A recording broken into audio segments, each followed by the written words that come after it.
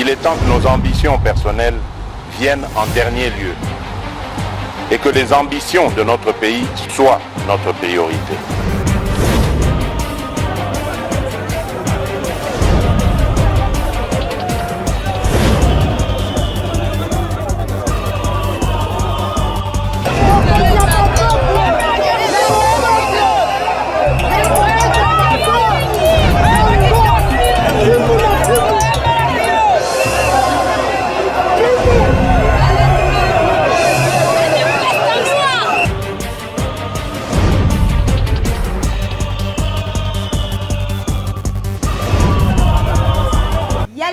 Bandi magazine Makansia peuple congolais, magazine du peuple pour le peuple, par le peuple, Mbote, Kinshasa, Mbote, Brazzaville, Mbote, la bande de Nyonso, besoin d'abisso de partout dans le monde. C'est que tout fond la bâtisse, on abisso à l'élo, na élément oyo. Vice-premier ministre, ministre de la Défense, à ça qui m'a bangé un discours pour la situation à Est de la Goma, bon, dans le reportage. Généraux, officiers supérieurs, officiers subalternes, sous-officiers, caporaux, matelots et soldats. Le président de la République, chef de l'État et commandant suprême des forces armées de la République démocratique du Congo, s'est adressé à la nation en date du 29 janvier 2025, suite à l'agression du Rwanda et le silence coupable de la communauté internationale. En ces jours, je m'adresse à vous. Allez-vous permettre à nos audacieux ennemis de violer impunément l'intégrité du territoire de la République? Allez-vous permettre que s'échappe l'armée qui a porté la terreur dans vos familles? Vous ne le ferez pas. Marchez donc contre elle. Arrachez à son front les territoires actuellement sous son emprise. Votre engagement et la fidélité à votre devise. Ne jamais trahir le Congo. Toutes ces guerres sont causées par la convoitise de nos ennemis. Ces derniers vont venir pour tenter de vous corrompre. Il ne faut donc pas trahir le Congo. Vous devez vous rappeler les conséquences d'une armée défaite. Apprenez au monde que la malédiction s'abat sur ceux qui violent le territoire du grand peuple. Les résultats de nos efforts ne sera qu'une paix durable. Vaincre sans péril, on triomphe sans gloire. Il n'y a aucun orgueil à tirer d'une victoire facile vis-à-vis de l'ennemi. Pour les services rendus dans cette lutte dans laquelle nous sommes engagés, je vous présente les remerciements du commandant suprême de ma part et du pays tout entier. Ce n'est pas seulement pour aujourd'hui, mais pour tous les temps à venir que nous devons perpétuer pour les enfants de nos enfants cette grande et libre nation dont nous avons bénéficié toute notre vie.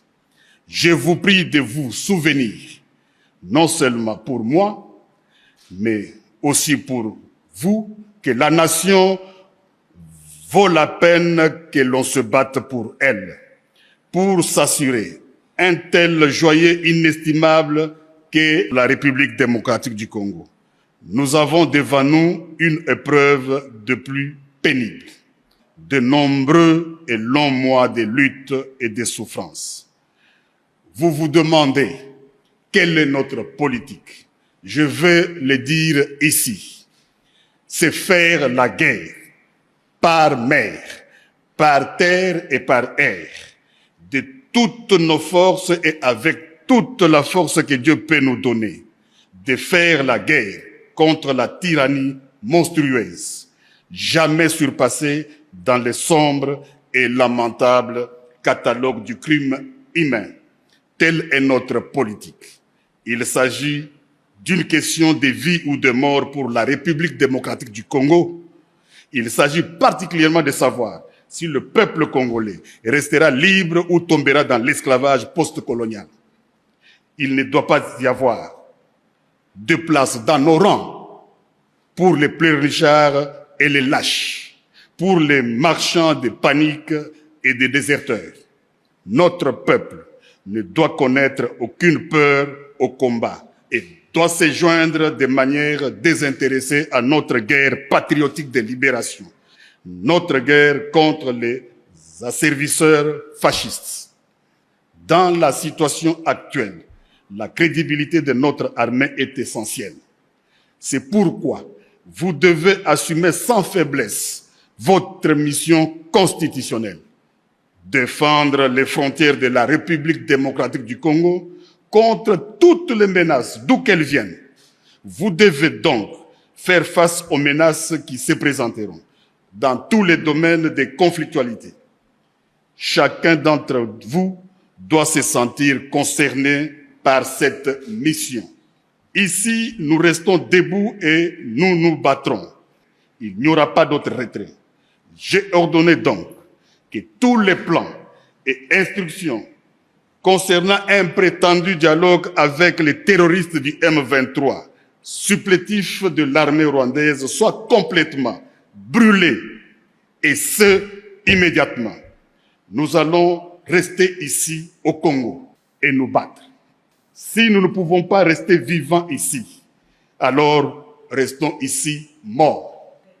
Vous êtes sur le point de vous embarquer dans la grande croisade, vers laquelle nous avons lutté pendant de nombreuses années. Les yeux du monde entier sont braqués sur vous.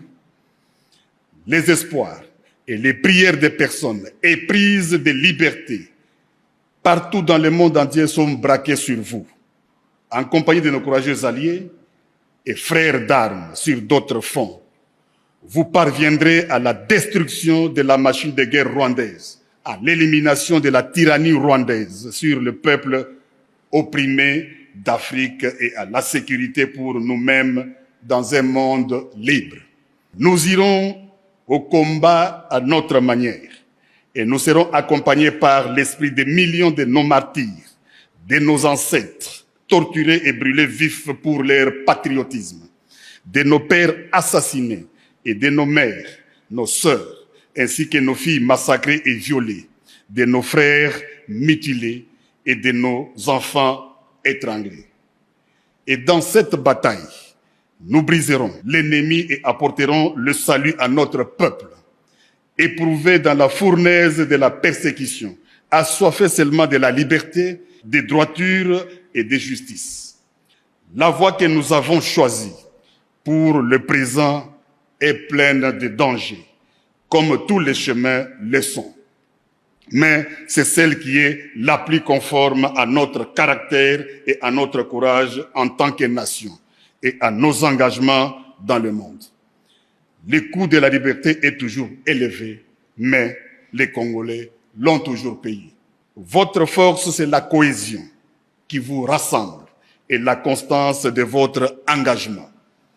Votre honneur, c'est le respect de la mission pour laquelle vous donnez tout, avec un courage et un enthousiasme qui font l'honneur de notre pays. Votre fierté, c'est de servir la République démocratique du Congo, de la défendre et de la protéger toujours et partout, sous tous les climats et toutes les latitudes. Honneur pour toujours à notre armée et à son commandant suprême. Honneur à notre peuple que des épreuves terribles n'ont pu réduire ni fléchir. Honneur à la nation congolaise. Honneur aux nations de la SADC qui ont mêlé leur sang à notre sang, leur peine à nos peines, leur espérance à notre espérance. Et avec eux, nous allons triompher. Je pense aussi à nos blessés, ainsi qu'aux familles, aux soignants et aux camarades qui les accompagnent dans leur reconstitution. Qu'en notre soutien, tous puisent le courage et la force de continuer à aller de l'avant. J'ai totalement confiance en votre courage, votre dévouement et votre compétence dans la bataille.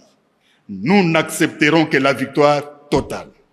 La guerre nous imposée injustement sera vaincue et la République démocratique du Congo restera une. Mwana veni ya oya na komini ya Kitambo ma etikala ka bongo telema ko pema te ko ningana te bolanda reportage ya Eloge Tuta.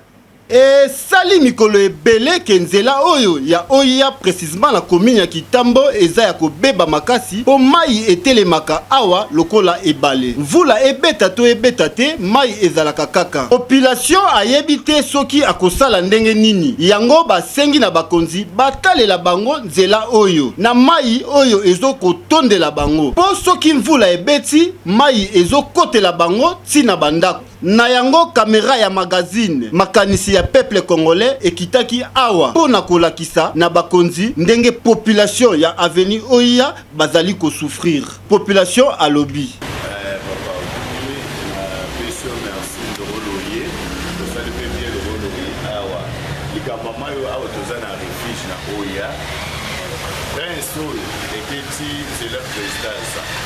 Kamayo le commerce ya kawa atala asala bo biso mo to to volonté au sala mayo malana mbala to voilà solution l'idée ça c'est ça so ça la place sur système à dos dani ah ouais ça ya opita kuna ya romata carnivore basala ya munene tena sekuna no mona mai sali mitango ye epele parce que mai etonda de bo martina bando wana et pas ni wana de mai ni place peut-être ya no wana de place mai soba so mune tonda kawana même mutu le mona moto ka so mone kitumo et ça volonté na biso moko ba jena carte de to sala to saja on salongo na olinga pe samedi to dana salongo ya ba jena carte samedi na olinga journaliste olinga o mona de to sala par volonté en plus de to sala on va beaucoup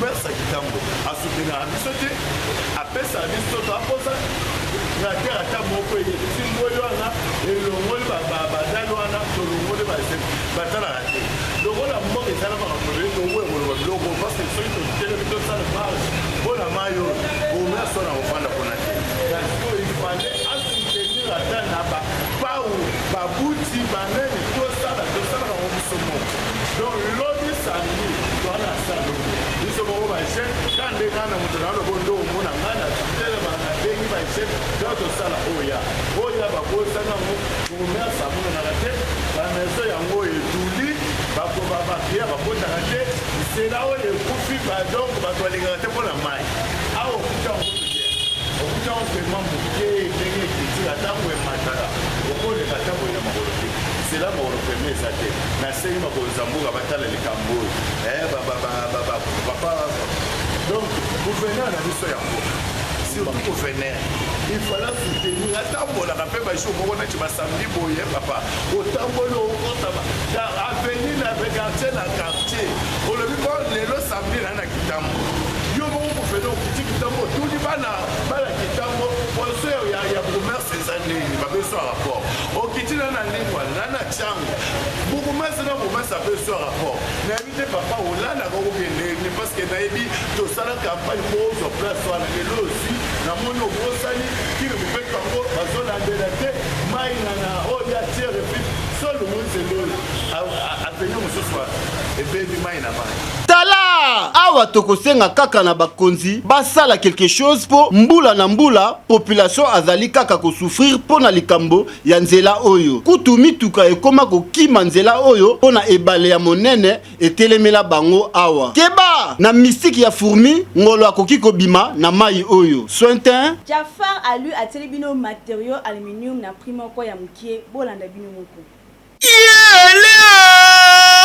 Benekin, bana poto, ba diaspora tout. Boye ba pebo kangake États-Unis ekiti na Kinshasa. Nanzela ya Jafar Alu. Jafar Alu, elingi koloba Jafar Aluminium. Oyo bazali na menuiserie ya aluminium ya qualité supérieure. Oyo nyonso koluka okozwa yango awa. Yo motolingo tongandaku na design na kitoko kokende na yo koluka bipai paite. Ona kende na États-Unis na kende na bipai boeto na tala ba film ba Nigérien po na tala ndaku ya qualité sengeli yo tonga. Yebake awa chez Jafar Aluminium bazali na na nyonso biloko ya qualité ya haut niveau. Po awa biloko yo kosomba awa bakoloba penza ke yo zalaka mopao ozali na mbongo ebele pona kotonga ndaku ya qualité supérieure. Ozali mopao to patron ya entreprise olingi otonga bureau ya qualité ya kitoko bien équipé ya kosambeza te, Jafar Aluminium azali wana mobimba kosunga yo pote ozala na yango. Awa chez Jafar Aluminium ba fabrikaka ba porte, ba fenêtre, ba garde-four, pain vitré, ndenge bomonaka ba meuble ya ba cuisine ya mikili ya poto to na États-Unis yeba ke chez Jafar Aluminium awa bazali kobeta yango mobimba na ndenge ya kosakana te. Boya ebele po bandaku ya mikolo yo mingi penza ekomi bien équipé na menuiserie aluminium. Awa na prix mukie lekete penza oza mobimba. Moto akoti na ndaku na yo alobi oyo ndaku ya mvuandu. Na Jafar Aluminium bandaku tu ekokoma ya bamvuandu na mbongo mukie lekete penza. Nyonso bazali kosala awa bakoki kosalela yo pe mur ya rideau na cloisement ya ba bureau. Awa na Jafar Aluminium babetaka yango dada sans problème. Bana Congo, bana poto, États-Unis et kiti na kati ya Kinshasa. Lelo na eko présenter bino Jafar Alu. Tozo fabriquer biloko nyonso en aluminium pona banda kuna bino na ba bureau tel que ba porte, ba fenêtre, ba garde-fou, ba mur rideau, ba meuble ya cuisine na cloisonnement ya ba bureau. Pona ko pe sa valeur pe beauté ya banda kuna bino bosalela aluminium ya qualité. Nalobi bien aluminium ya qualité na Jafar Alu. Jafar Alu est à assurer bino un travail de qualité fait par des professionnels ya métier, en commençant par la fabrication ya ba porte na bino na ba fenêtre ainsi que biloko nyonso na transport ya komema yango ko bana na télé na biso tina chantier na bino pe composer yango selon ba norme.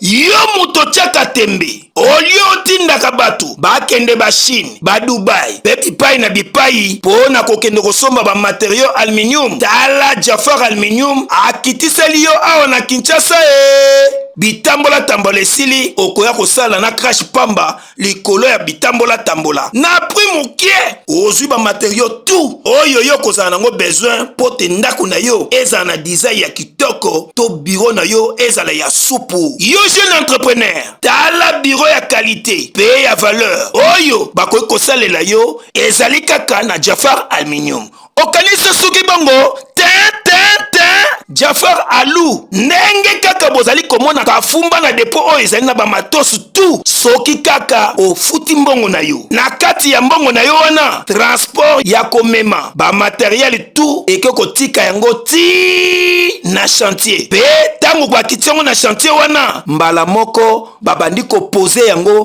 po awa basalaka tu na ndenge ya defuate. Non, c'est trop fort. Ozotu nanga soki Jafar Alu ezalaka wapi? Adresse ezwami na avenue Saint-Christophe numéro 1439 na quartier Funa na commune Alimete. Référence OVD Ozamo Bimba. Tala mikolo oyo biso nyonso tokoti na monde ya menuiserie aluminium kasi nzambe na bango oyo azali koteka aluminium ya qualité yeyo Jafar Alu po ezali ya qualité supérieure. Non, c'est naturel. Na $110 ya pamba ozwi visa na Raymond Agency bolanda bino.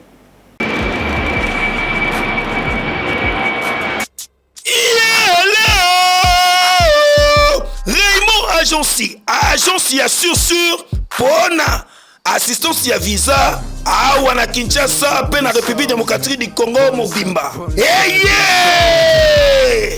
Yo mutu otambola bakosa yo ke okokende poto okende Canada tomboka nini bobanda ba démarche et la fofoin tala Raymond Agency ya sur oyo esengeli na yo opesa confiance pona ba démarche na yo ya visa pe lobi okende na mboka oyo lingi yango yo Raymond Agency efandisa professionnalisme na ndenge ya 2 fois te po awa ezali kutu likambo kokota mabondeli te ezali likambo ya tikotak po professionnalisme efandi kitoko na Raymond Agency batiali bino promo ya Canada 2025 c'est-à-dire pona ba étudiant nyonso yo moto lingo kendo kotanga na Canada promotion batiali bino yango yo pona 3 mois c'est-à-dire yaka na Raymond Agency pona kokendo kotanga na Canada ofongoli dossier na yo ofele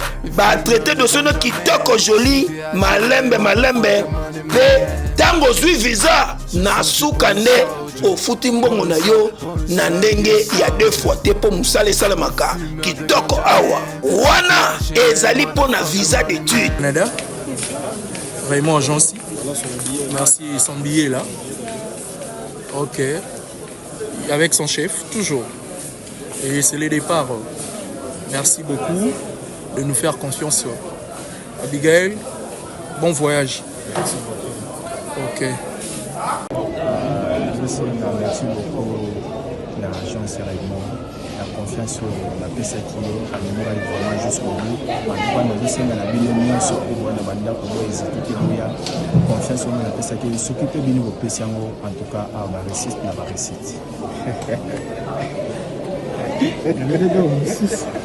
olingi okende Canada pona visa ya tourisme yebake awa na Raymond Agency bazali pe kosala yango kitoko na $450 ya pamba ozwi visa na yo ya Canada kitoko joli pona bato oyo balingi bakende na Europe visa Schengen awa na Raymond Agency babuki mbongo banyafuli mbongo na $500 ya pamba ozwi visa na yo ya Schengen pe obeti otamboli mokili mobimba surtout na Europe wana awa na Raymond Agency escroquerie elekaka te lokuta elekaka te po nyonso ezali na professionnalisme pesa Raymond Agency omona ba résultat asepelisa yo na visa pe na nyonso kitoko awa na Raymond Agency bapesaka pe visa ya Turquie, Brésil, Chine, Dubaï, Afrique du Sud, Biélorussie pe na bamboka mosusu okozala mobimba Dubai kutu koloba na yo te okanisa suki bango te na Raymond Agency bazali koteka ba billet ya ba destination nyonso na prix mokie lekete penza po awa nyonso bakitisi yango na prix mangondo Raymond Agency adresse na yango ezwami na avenue Nyangwe référence en face ya Winner na rond-point Wileri na commune Lingwala tope okoki kobenga bango na numero ya telefone oyo oza mobimba na Raymond Agency lokoso ya mbongo ezalaka te mosala liboso mbongo na nsima c'est naturel soki olingi oteka pe osomba mapango kima mbangu na agence immobilière hôpital chez le PDG Morlaix Nzao kuna na Grand Malik na commune ya Ngalema. C'est déjà 15e parcelle, mon frère, tu me provoques. Papa, bah c'est là $5 na qui nous place. $5 Kibinda. Comment? Crier. Tu n'as pas la guerre.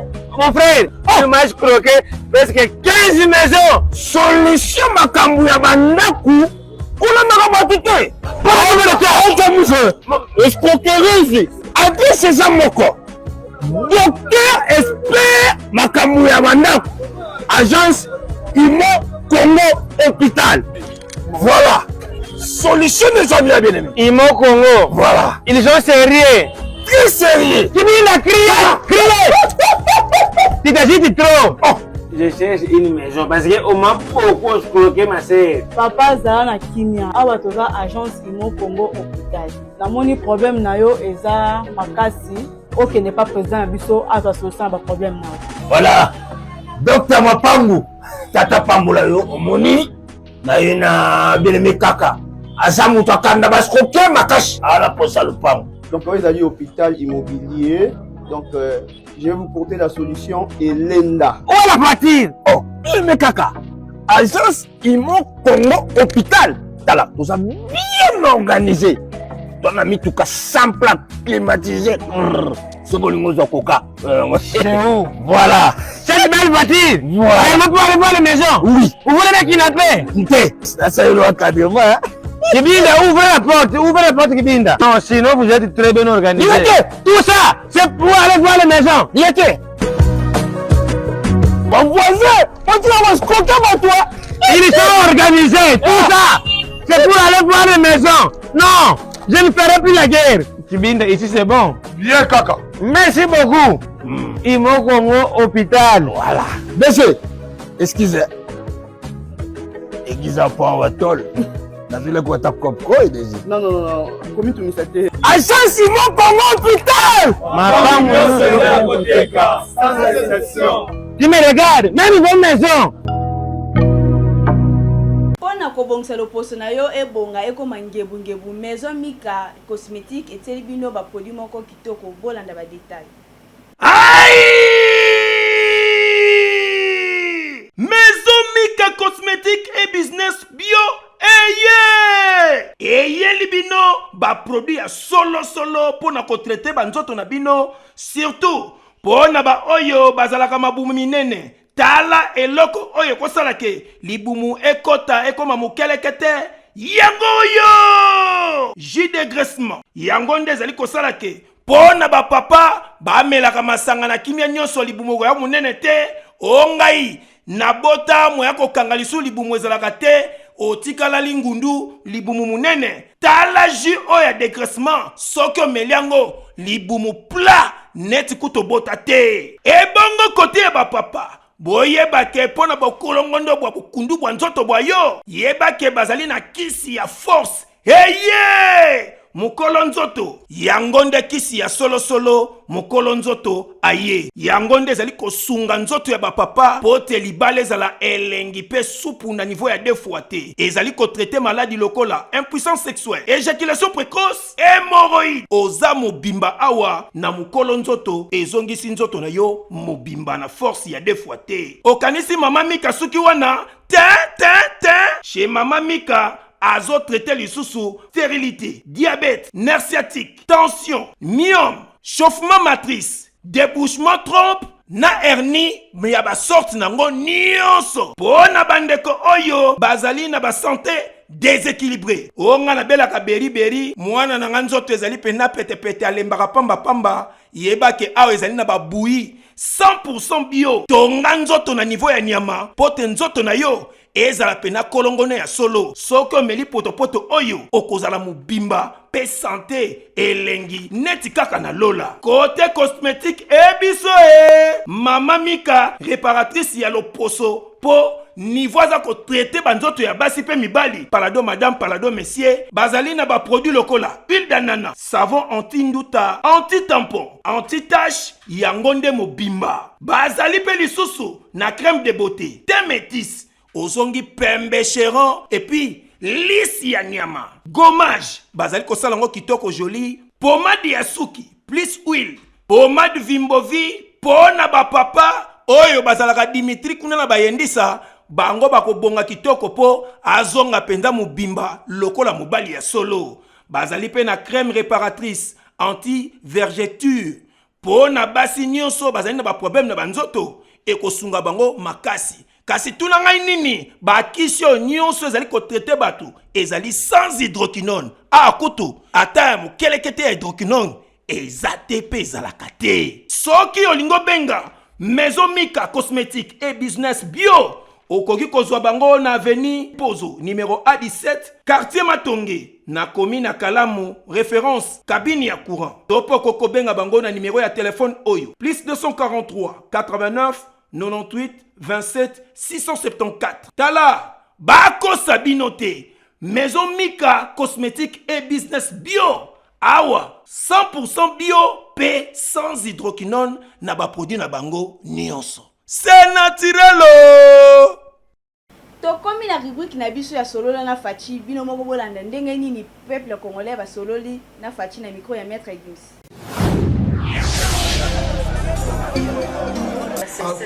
Encourager ba FARDC bakende liboso bazonga susima te donc ezali position malamu mpona mokonzi ya mboka Agogo kenete akendeki kobondela bango o ba dialogue ba nini tout ça mais nega pesi bango courage bravo ba kende liboso c'est ça yango nde biso peuple tolingi polikamo yango nde to bando zela banda kalake mokonza mboka zwa décision soki bitumba to beba na gamba la moko makambo esila mesure kosopembe babima na Afrique surtout na pays Afrique donc motema ya Afrique mobimba lokola Congo Congo azande moto kolamusa Afrique mobimba donc décision nyonso kotelema ya Afrique mobimba eza RDC donc président na biso azwa ba mesure abanga eloko te Pemba Kalunga akobatele nga na yebi ntina na lobi Pemba Kalunga akobatela ye donc ba pays wana babima Amérique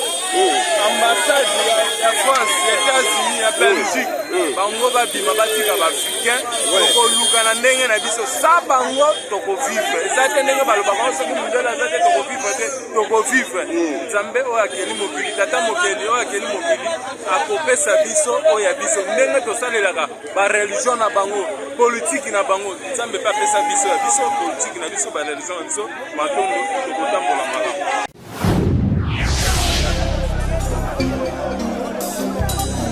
Pesa makanisi na yo boyoka ndenge nini peuple apesi makanisi na ye na micro ya maître Gims.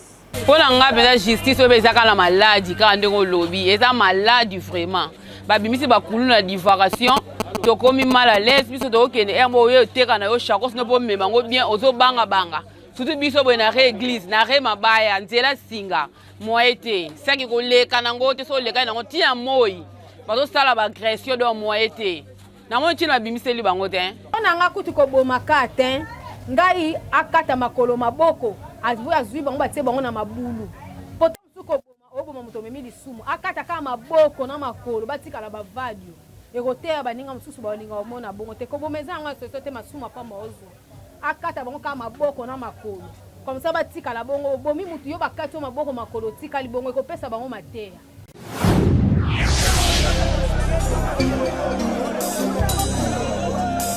Toseka mamuke sur le net whisky wishia obombe bisoni.